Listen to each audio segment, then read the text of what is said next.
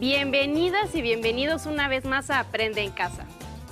Los mejores resultados de todas las actividades que realizamos vienen del trabajo en equipo. Hoy vamos a conocer diferentes formas de colaboración para lograr todas las metas que nos propongamos, ya sean juegos, deportes o tareas.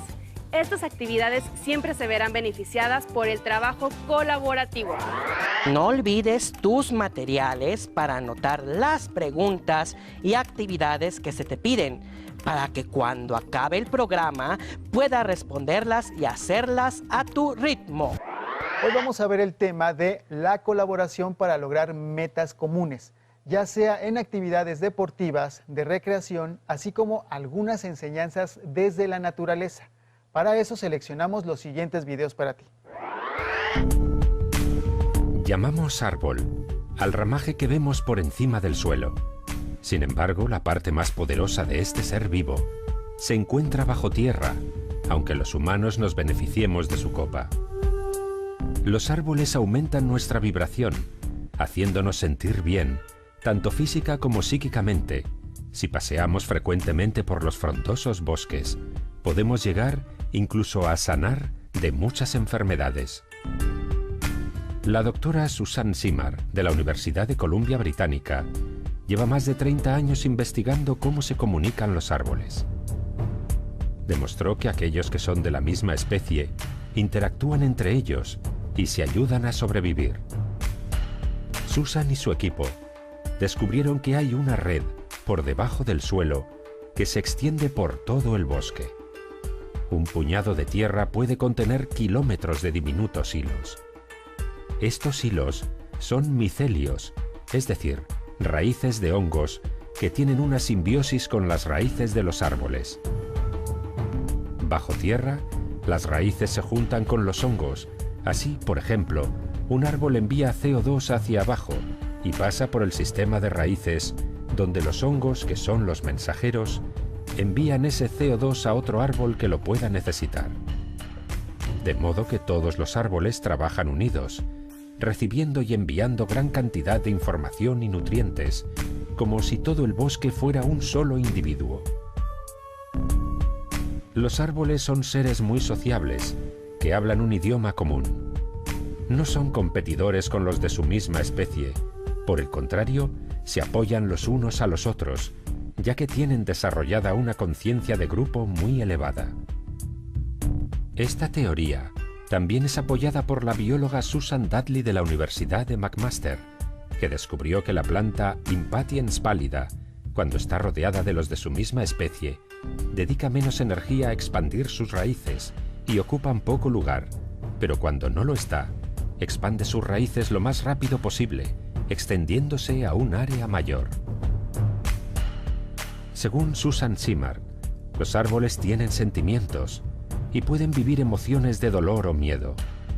Si uno de ellos es atacado por un insecto o por el hombre, avisa a los demás para que estén preparados frente a la amenaza.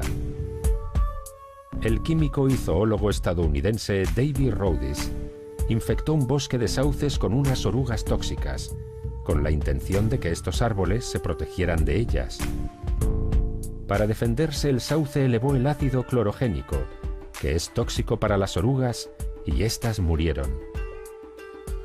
Lo curioso fue que un grupo de sauces cercanos, que no había sido infectado por estos insectos, también elevó su nivel de ácido clorogénico ante un posible ataque. Esto demostró que hubo algún tipo de comunicación entre los sauces. Algo muy similar sucede con las acacias.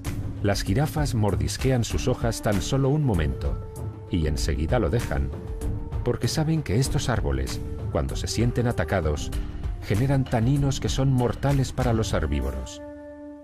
Y no solo eso, las jirafas ya no pueden comer de ningún árbol de ese bosque, porque todos a la vez empiezan a generar ese tóxico, demostrando que hubo algún tipo de comunicación. La doctora Susan Simard habla de los árboles madre. Dice que son aquellos árboles grandes y antiguos que atraen nuestra mirada cuando entramos en un bosque y, curiosamente, están conectados con todos los árboles a su alrededor, aunque sean de diferente especie. Estos árboles Cuidan de sus retoños como una gran familia. Se produce una transferencia de recursos e información de los más ancianos a los más jóvenes. Es una pena que las prácticas de tala existentes ignoren el papel de los árboles madre de transmisión de conocimiento a la nueva generación.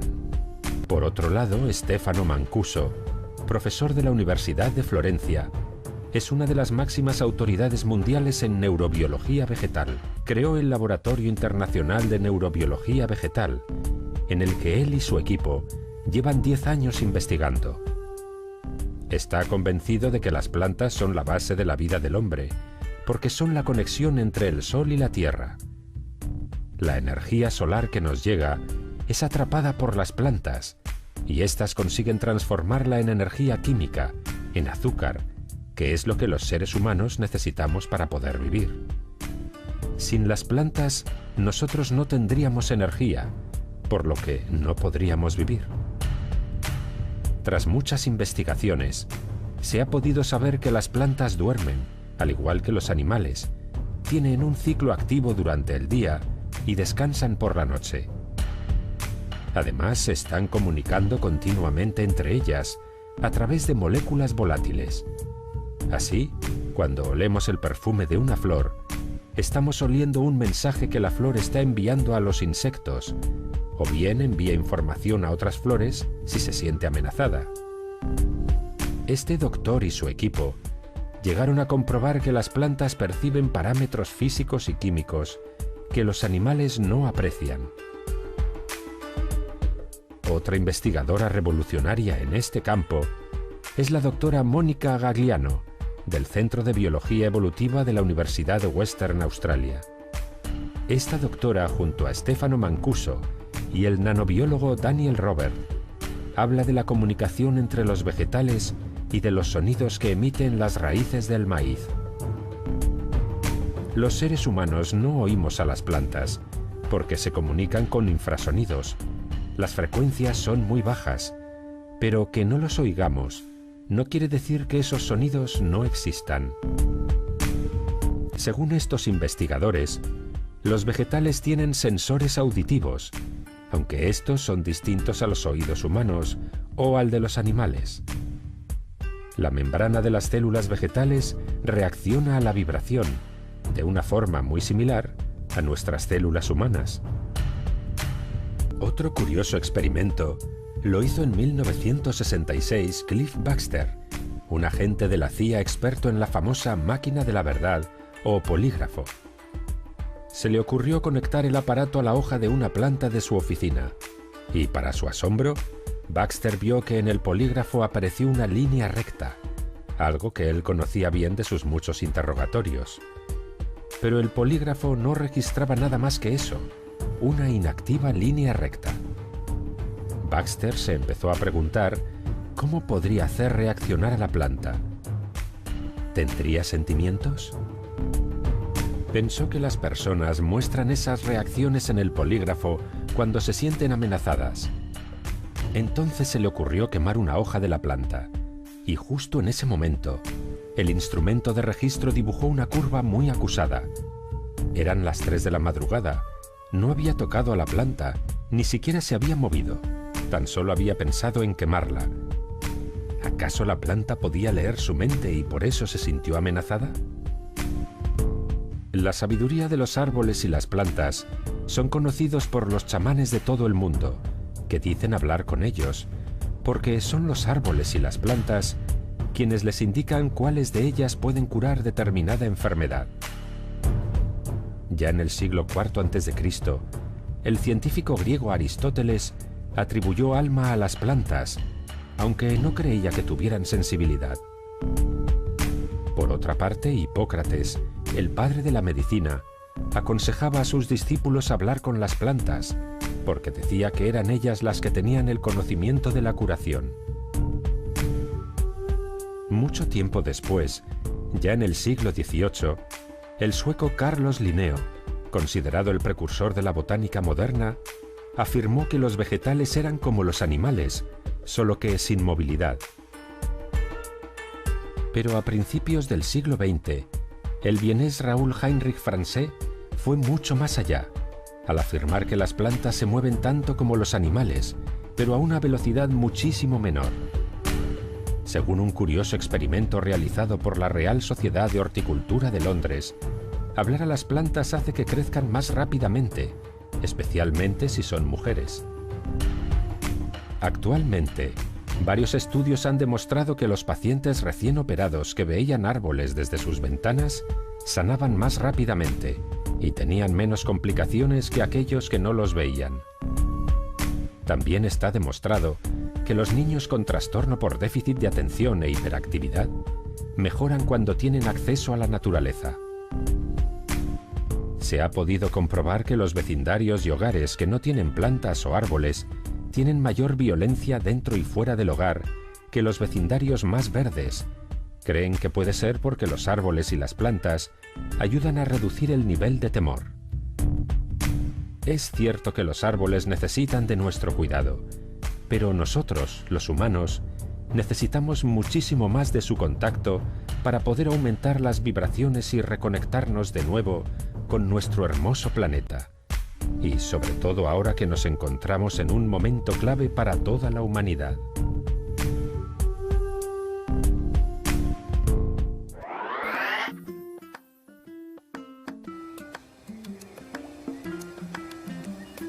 Diría que el trabajo colaborativo fue un invento de las abejas, o las hormigas, o las termitas.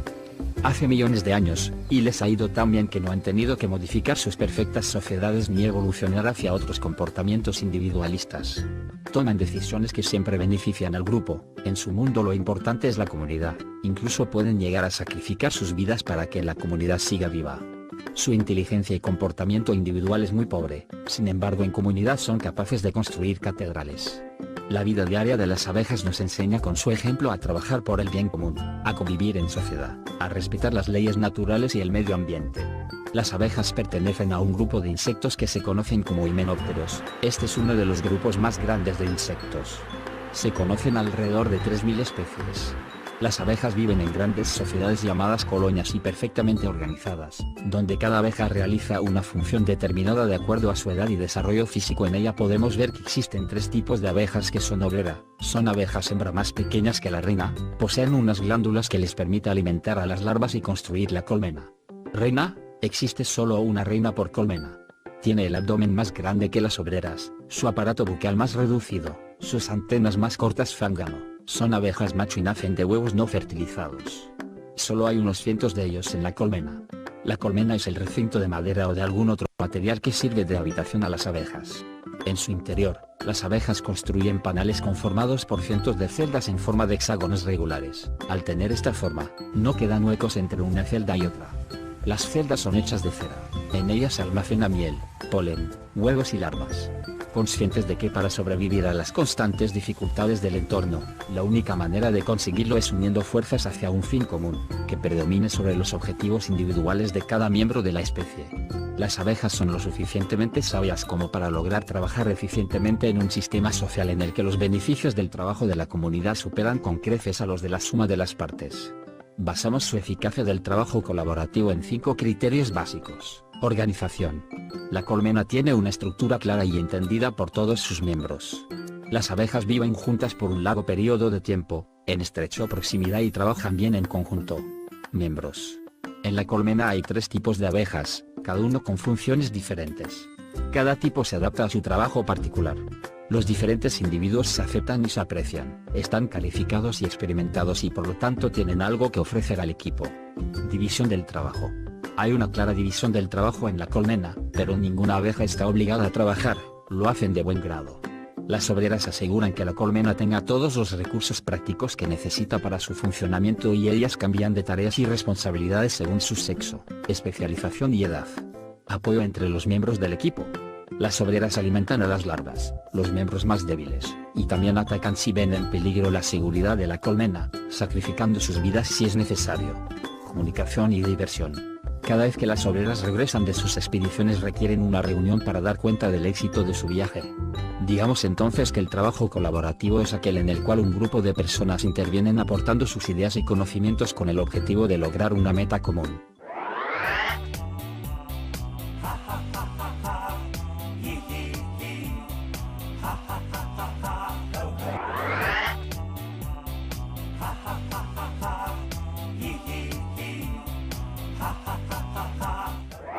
Veamos ejemplos de cómo algunos grupos han logrado poner en práctica estas enseñanzas.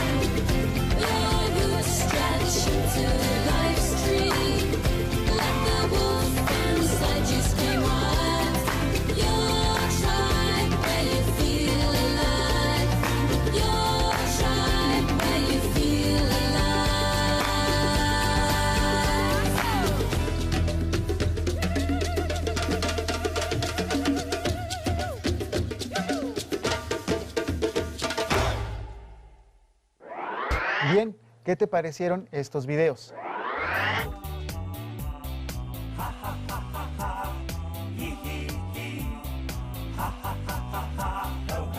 En familia, planeen actividades o juegos para realizarlos juntos. Piensen en habilidades y capacidades de cada uno para que todos colaboren para lograr un objetivo común, así como las reglas para hacerlo. Por ejemplo, mantener su casa ordenada. Si en tu casa hay otro libro sobre el tema o tienes internet, explóralos. Así podrás saber más. Si no cuentas con estos materiales, no te preocupes. También puedes preguntar a tus familiares. Seguro tendrán algo que decirte. ¿Les gustó conocer acerca de la importancia de la comunicación al momento de trabajar en equipo? Ojalá que hayan anotado los mejores consejos que dimos aquí para que en su próxima actividad sea todo un éxito. Si necesitas ayuda para responder las preguntas, contáctanos.